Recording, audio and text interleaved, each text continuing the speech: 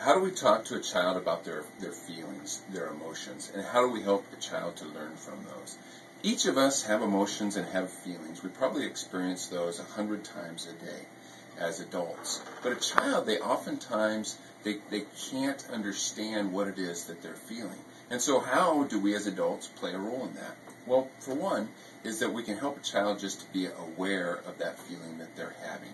When they're experiencing that, we can recognize that as adults. We can recognize that feeling, that emotion, and then that gives us the opportunity to connect with them, to have a moment of intimacy with the child, and also of education.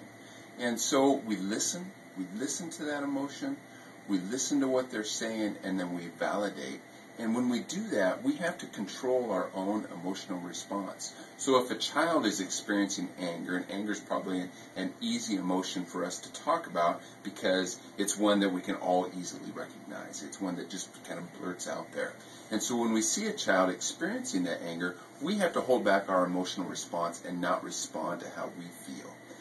We have to allow them to have the opportunity to express that, what's going on for them, what is it they're feeling, and then from that, then we can teach them to identify that feeling and to label that feeling, to really understand the anger and why it is that they might be experiencing that, and then also give them some tools to be able to express that, to express anger in a healthy way, so that they're not punching a hole in a wall or hitting a friend or a sibling, but being able to find a healthy way that they can express that through taking that anger out on a pillow, or being able to talk about it, or being able to draw, finding some other way to express that emotion. So that's how we as adults can play a role in our child's lives, or the children that we care about, in learning about emotions and expressing feelings.